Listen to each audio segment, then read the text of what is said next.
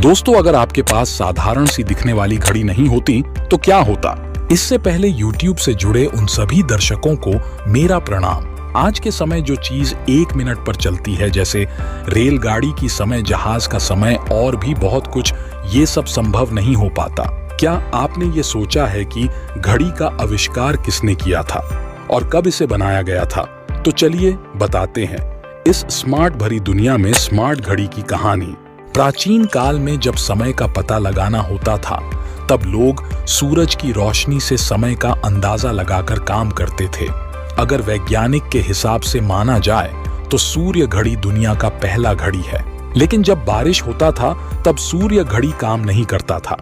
कुछ लोग तो पंछी और चिड़ियों की आवाज से सुबह जगा करते थे। फिर कुछ वर्षों के बाद जल घड़ी का आविष्कार किया गया था, जो चीनी और भारतीय लोगों द्वारा बनाया गया था। और इस घड़ी से समय का पता पानी की बूंदों से लगाया जाता था। इस घड़ी में 2 पार्ट थी। एक पार्ट खाली था और दूसरा पार्ट में पानी था, जिसमें एक सुई जितना छेद रहता था। जैसे पानी घटता था वैसे समय का पता लगता था।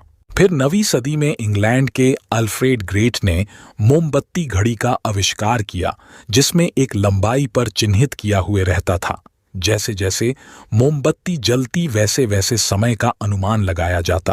अब आपको बता दें कि आधुनिक घड़ी का आविष्कार पहले घंटे वाली सुई से हुई, फिर मिनट वाली, फिर सेकंड वाली सुई से हुई। इतिहास और मीडिया के अनुसार घड़ी के आविष्कार का श्रेय पॉप सिल्वेस्टर द्वितीय को जाता है, जिन्होंने सन 996 ईस्वी में यांत्रिक घड़ी का आविष्कार किया था।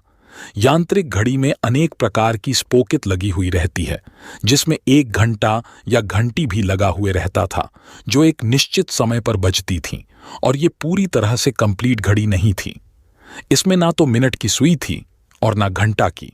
सन 1300 ईस्वी में हेनरी डेविक ने घंटों से चलने वाली सुई वाली घड़ी का आविष्कार किया, जिसमें मिनट और सेकंड की सुई नहीं थी।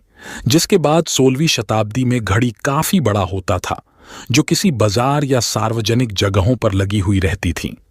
आपको बता दें कि सबसे पहले जर्मनी के पीटर हेनलीन ने एक ऐसी घड़ी बना ली थी जो पितल की बनी हुई रहती थी और सुंदर और सजावटी दिखती थी, जो उस समय छोटी घड़ी माना जाता था। और घड़ी काफी महंगी होती थी, जो सिर्फ बड़े लोग खरीदते थे। और इन्हें ही घड़ी का आविष्कारक माना जाता है। और समय बदलते गए और घड़ियों का डिजाइन भी बदलता गया। उस समय घड़ी बड़ी चीज थी, लेकिन अब घड़ी कॉमन हो गई है, जो हर किसी के हाथ में दिखती है। अगर आपको ये वीडियो अच्छी लगी तो ऐसे ही फैक्ट वीडियो देखने के लिए हमारे चैनल को सब्सक्राइब करें।